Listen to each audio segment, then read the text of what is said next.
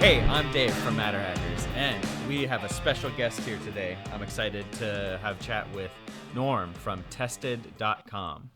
Norm, do you want to introduce yourself? Sure. I'm Norm. I'm one of the editors here on Tested.com, which is the home of Adam Savage on the internet. We have a YouTube channel, youtube.com/tested. And, Dave, we've known each other for a few years now, and obviously love MatterHackers and have met up at all sorts of conventions and maker fairs over the years. And I'm sorry that we haven't been able to catch up in person, but we've also seen 3D printing and manufacturing change a lot too. So I'm really excited to dive into it. Nice. Well, I don't think you personally owe any apologies for the last year and a half at all, but can't wait to sync back up in person for sure.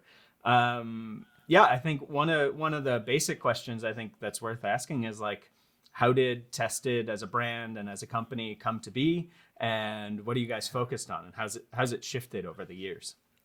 Oh my God, it shifted so much. I think one of the things we always say is our journeys are non-linear, right? We have this whole idea of what your intent is and what you want to do with content or whatever you want to do in life, right? The whole, what are you going to be in 5 years thing? What is Tested going to be in 5 years? But it's absolutely not possible to come up with that. And that whole idea takes a while to learn as well, right? I've done talks with college students and younger people, and everyone wants to know how to get into a certain business. And really, if you're passionate about something, right?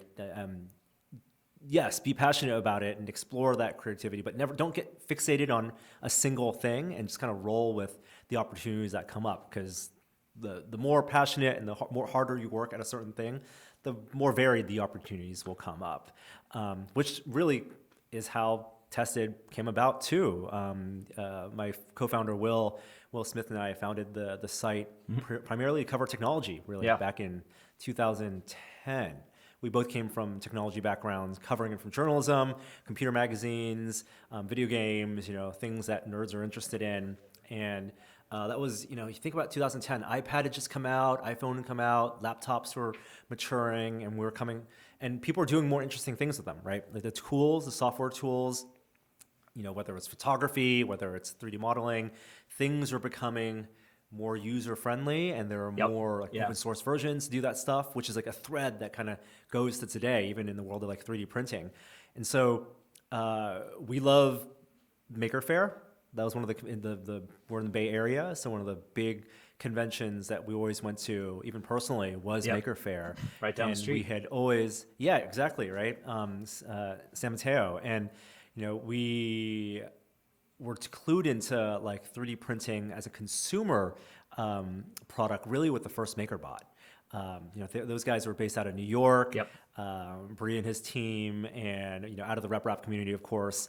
And that first Cupcake CNC was something we spent the money on the kit, and it was, I think, one of the first pieces of video that we made for Tested. It was Will and I and a couple of Heinekens, or it might have been Stella's, I don't remember, but in a garage basement, basically, in a studio set, lots of bolts and nuts and nut slots, and putting together a MakerBot CNC. And you know what? It took so long to get it working. I think we had to find Cap-on tape. Sure. There was find it locally at hobby stores, which even at that point was starting to fade away.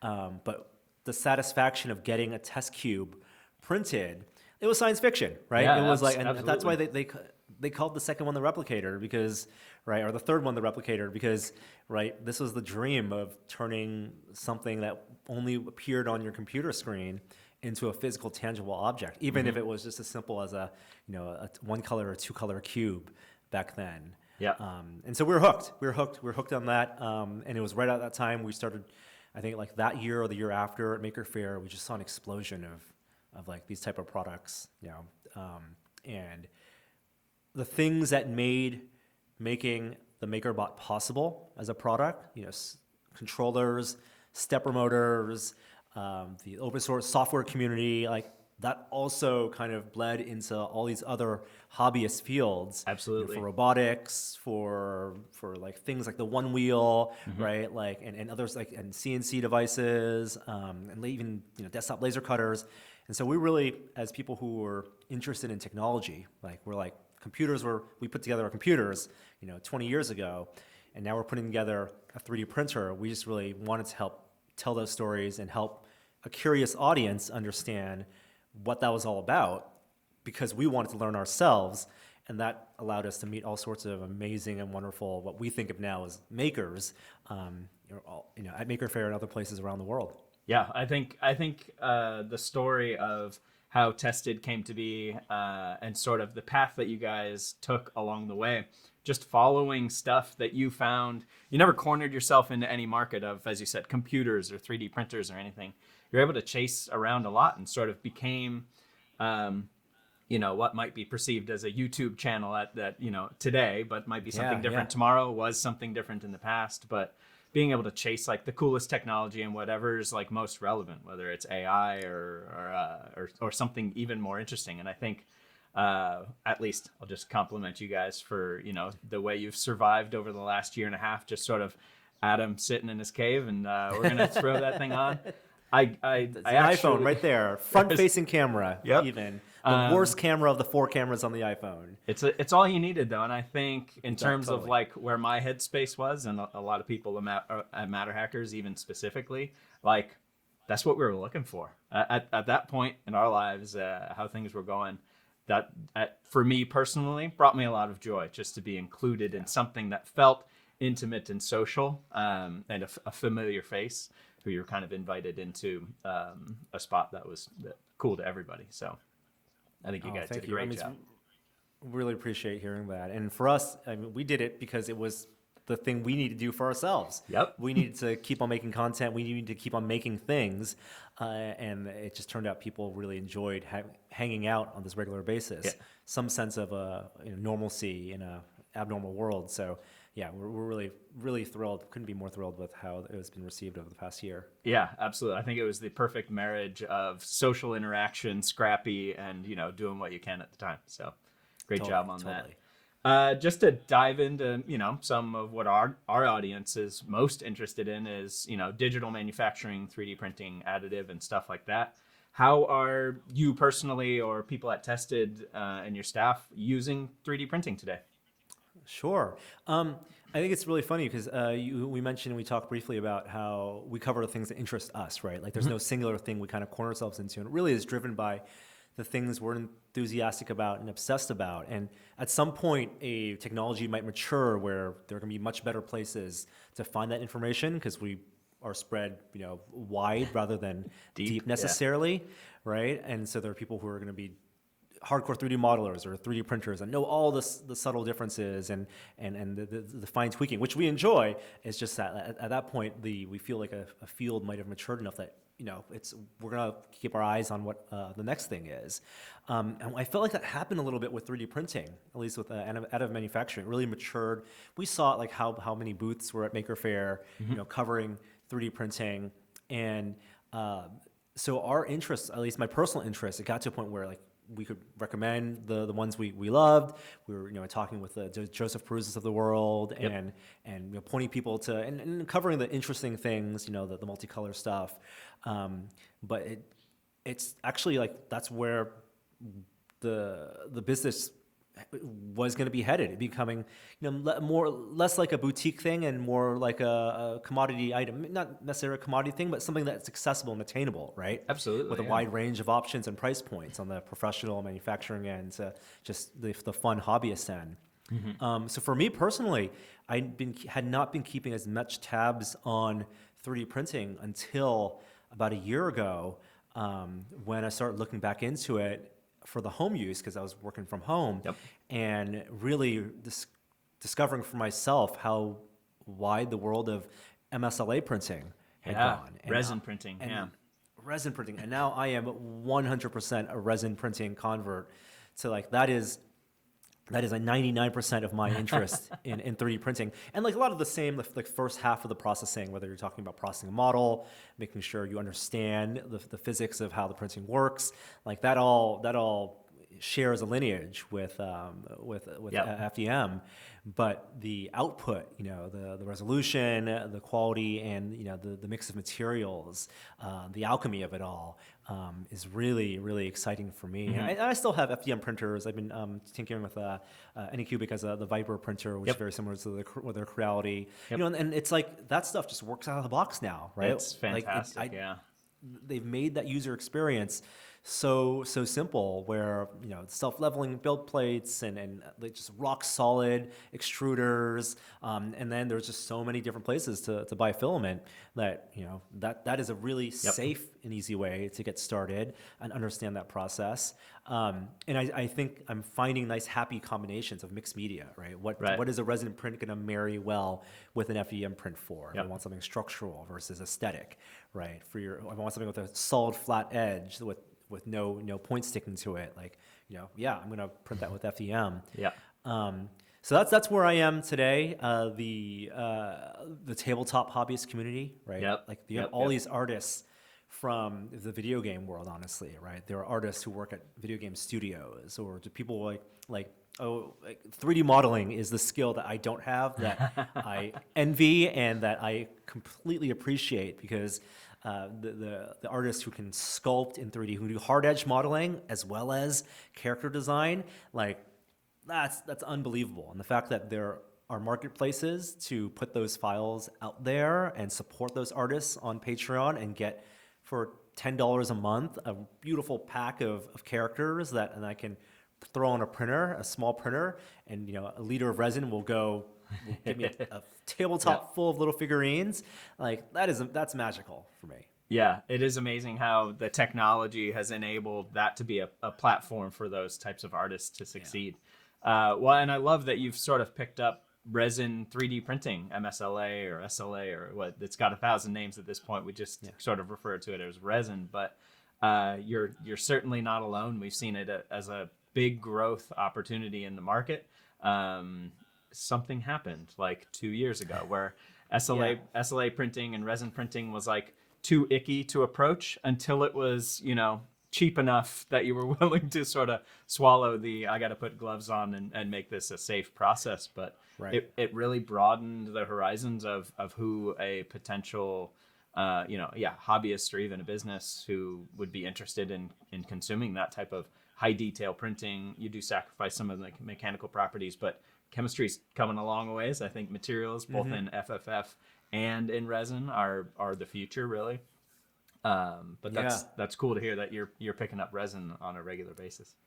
Oh, totally. I'm keeping eyes on different types of resins, way to dye them, ways to paint them. I think you're right. The platforms had to be there, right? I think one of the things, as much as we wanted the MakerBots, early 3D printing companies of the world to really explode and succeed, the promise of a 3D printer on every kitchen counter, right? To fix whatever thing, right? Like it technically was possible, but the barriers to entry to making it useful on a regular basis, the killer apps, I guess, weren't there until the My Mini Factories of the world, until the Patreons of the world allowed the artists, the people to creating the content to now.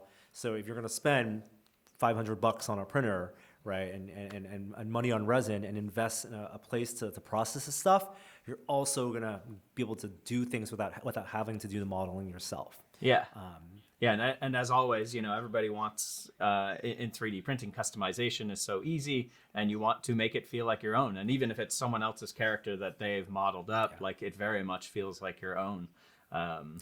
Well, you were part of the making of it. Like you did the processing of it. One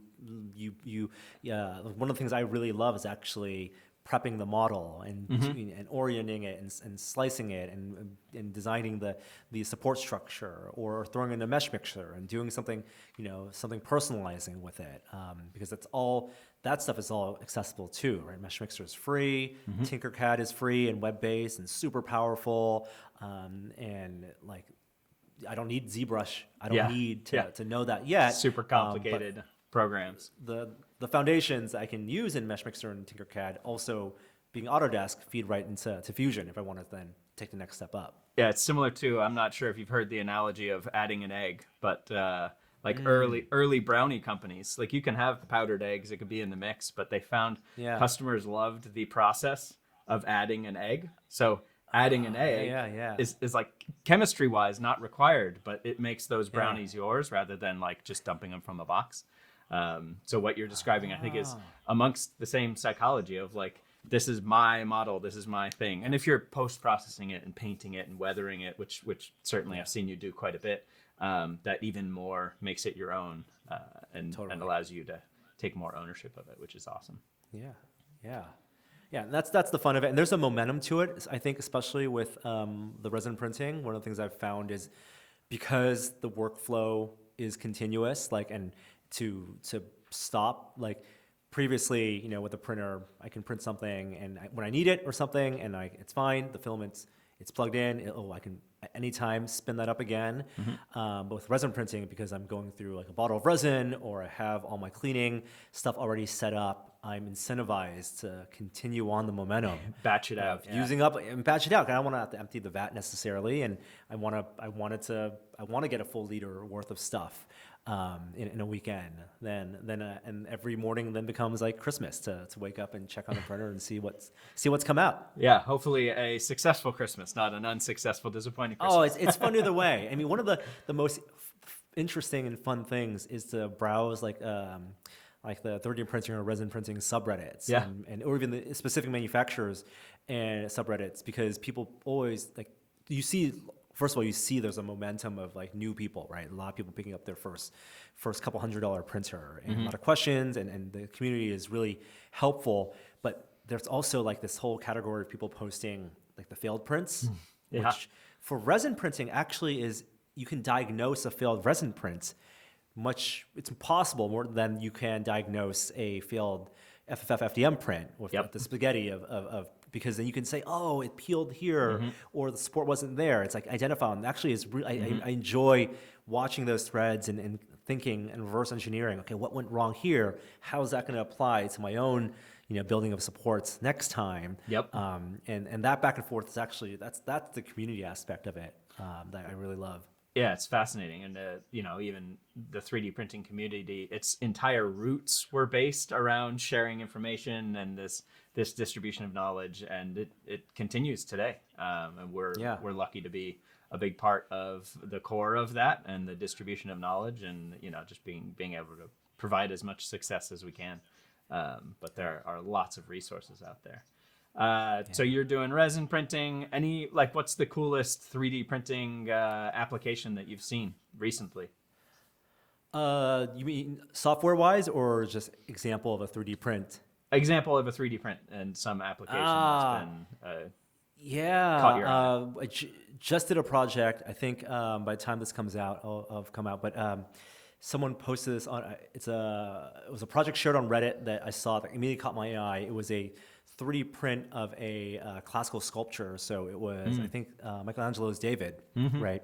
But it looked completely like it was painted to look like it was a sculpted thing, but it was only half of it, and then the other half was translucent, so you can see through, but with a skeleton on the inside, a golden skeleton on the inside, and I was like, whoa, that looks like a manufactured thing. It looked like it had to be cast, not printed.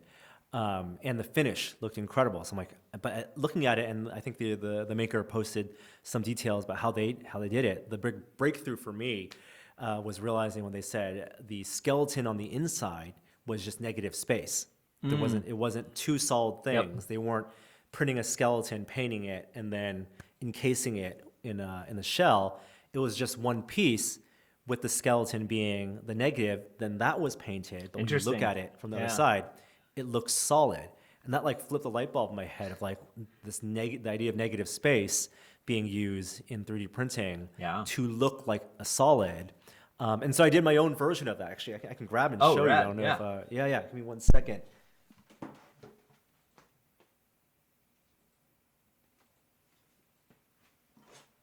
We'll have a video for this on Tested if people want to see. I can show you. This is my take on that same Oh, idea. cool. I can get the focus. Nice. Yes. That's awesome. So this is just 2 pieces printed from one model. Downloaded a model. This is the Venus de Milo, and just use mesh mixture to plain cut the top off. Yep. But on the solid, and just cut it down right down the center. And then so this is a standard print, also with translucent resin. But I did some painting on it, put some rub and buff to make it look like it's grainy. It has a sculptural look to it. And on this side, it's translucent, but I carved out using mesh mixer the skull, Yeah, that is so cool. and then painted the inside so it looks like it's a solid object. It's like a more delicate version of some of the what's his name, Jason, who does Jason Freeney. Yeah, minifig. Yeah, no, absolutely. I know Jason, and, Yeah. and yeah, he does the more cartoonish stuff, but absolutely is like inspired by his anatomical Yeah. dissections, I think Yeah. they call it. Yeah. And again, like this is a thing using free tools, publicly available files, scans, photogrammetry scans, and one type of resin with one 3D printer was able to make that, and I think it looks pretty cool. Yeah, that's awesome. The negative space is an interesting aspect because the reason your mind, everything you know about, goes to the bones in that clear architecture are solid in the middle rather than essentially a one-way mirror type of painted thing. Exactly. Is because that's traditionally the only way you could make that. You'd make the skeleton, then you'd cast to the outside. But even there are some really interesting engineering applications for using negative space in resin 3D printer. When you think of internal fluidic paths and things like that, you can make channels where water or cooling fluids can sort of plumb through those internal negative cavities and apply, pretty remarkable manifolding and fluidic paths for it's the same technology, the same application, previously impossible to make. Totally. Nested complexity, right? Like you go back to the classic rook with the staircase inside. Exactly. Right. Or a double helix, right? Like that just becomes possible when you're working on one axis, one layer at a time. And then, is enclosed and it's all one print in place. Same with, I think one of the coolest things, there's a maker who does 3D printed chainmail. Yeah. And all, again, comes in place, tear it right off the bed, and it flows and Super has like flexible. living hinges. Yeah. And exactly. And the individual, pieces are links, are solid links, but it flows like water, and with different styles, scale mail, chain mail, which is, again, it takes that like a mental leap to get to that point, because for the entirety of human manufacturing, we never did it that way. It's it's a new tool, and you have to retrain the mind of that's another way to do it. Yeah. But that your application turned out really cool. We'll definitely Yeah, share thank that. What do you think the future of 3D printing looks like? Like where do you see more applications for yourselves, or even in bigger industry, maybe people that you're doing interviews with outside of your personal stuff? But I mean, we see the big companies all making use of it and seeing it as worthwhile investments. It's like it always, because as a hobbyist and as an enthusiast, someone seeing all these techs at Maker Faire, right? We make the assumption that the traditional businesses are all aware of it, but it's a much slower onboarding process. It's ramped up of late, but like for the special effects companies, for the even in like the theme park world, like they're doing CNC stuff. Because that at scale you can get the big Kuga arms, and they're working with lightweight things like styrofoam, but it's all shared DNA in terms of the making of it. And then you see big 3D printers now that you can get. I think some of you people make them overseas, where you can do entire life-size human sculptures and additively, right? And there will be some type of compromise in terms of the time it takes or the complexity, but the amount of detail you can get on that versus a machined multi-axis milled version may be worthwhile and may put it right as a manufactured object. We see, on the hobbyist side, people doing not only, the emergence of selling digital files has become much more accepted, and that's the thing that we didn't know would if piracy would have taken over in the same way for media, right? Music and movies. And I'm so so pleased that the old STL please refrain has kind of gone away. Yeah. That we don't see that anymore, where people's like, can you email me the STL? It's more like, ooh, who made that? And then, ooh, I'll back their Patreon because it's worth it. Yeah, absolutely. Yeah. And that's made people previously who did small batch manufacturing of kits and things. Now they're diversifying and selling files. So we know people who print on form printers and sell kits, right out of the printer, right, as things are sold. To then working with middlemen who specialize in 3D printing kits at large scale, these like 3D printing farms, and that may be replacing the tooling needed. Even old silicone molds and cast pieces as kits, that's cheaper than $10,000 for real tooling for injection molding. Yeah. But now they're doing filament or resin based manufacturing for small batch things in pretty good quantities. Yeah, absolutely. You always think of two falsehoods in anytime someone speaks of 3D printing are, it's as easy as a microwave, or the second one is like it'll consume injection molding as like a future method of manufacturing, which maybe we'll get there, but we're decades away, not years away from that. Certainly what you're talking about is, the castings and things like that, the detail you can get off of a lot of these 3D printers, specifically the resin ones, make investing in the casting process, you're a lot more flexible by just spending that same money on a printer where you don't have any constraints other than the size, but a casting mold you can only use for that one thing. Yep. I mean, it's customization and quantity, right? And I think about there was a prop company and there are actually a bunch of prop companies that have licenses, and they sell basically 3D printed their finished product, and they do the pay application to make it. There's real labor in that, but at the quantities they're selling at and the processes they're using to make those, it doesn't make sense to do tooling for that stuff. And if there's any amount of customization and variation, then it's got to be with the 3D printed with that technology. But really, it's an intermediate step. Even if someone's going to go to doing tens of thousands of units of something, and they're going to invest in the tooling, and that's become a thing that's been more democratized as well in terms of connecting the factories with designers. The intermediate steps, the prototyping steps, right? That is just so much more democratized. Where you're going to see a lot of the stuff on showrooms as the 3D printed near final prototypes, because it's exactly the same as the injection molded things, down to being the same materials.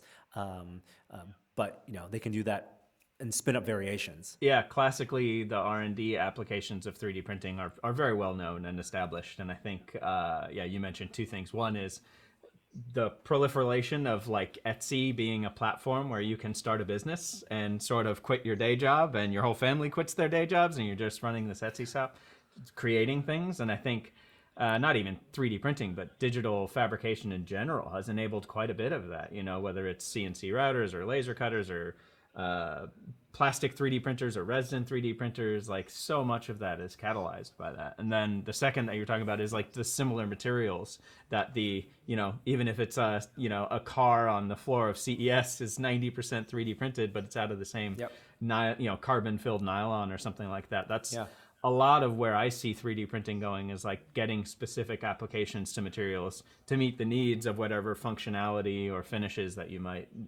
every person or company or hobbyist might be looking for. Yeah. And in the resin world, that's a place where the formulations is still on the high end. On the hobbyist side, we're really looking at formulations based on a couple of factors, right? Printability, some durability, but it's mostly just variants of the same thing, or maybe some of the water washable, soluble stuff. But on the higher end, Inform's doing a lot of this. Like, they have formulations made to last. Absolutely. And they require, spreadsheets of different processes, right? Cure times and handling times. And that's something I think will make its way down to the consumer as people find more use for that. And again, it's like these nice network effects of designs and a number of machines out there, a number of users out there, and people providing support for that. Well, we are Actively working on that, I promise. Awesome. Yeah. Cool. One last thing I wanted to do was just, again, compliment Tested as a platform for utilizing really great resources within the community or within the industry. So you guys work with like Frank and Bill and Joel. So those are all obviously friends of ours. And I love seeing, even one of Bill's maybe builds that he's doing and incorporates foam and modeling and laser cutting. Some of the things we've seen from him as a friend of MatterHackers over the years have been fantastic. Yeah. What have you learned from those guys? Oh my gosh. I mean, their aesthetics, like Bill's aesthetics, are amazing. And like the mixed media stuff, I think I take a lot of inspiration from that. I think one of the things that I really try to embrace, and I see it with even Joel. He's like the 3D printing nerd, right? But he can do other stuff, and I love the look of mixed media, and I love that if you can have some expertise in printing, but also combine it with some laser cutting and maybe with even some CNC, you're going to be much happier with the final product at the end. There's a whole thing of like, should the product wear its manufacturing process on its sleeve? Yeah. Right. And I think both filament-based printing and laser cutting have gone through that cycle of like, some people really pride themselves, or this thing I'm selling on Etsy, or this thing I have was printed on this printer, and look at the quality I got, and you can see the print lines, and maybe that's the look, right?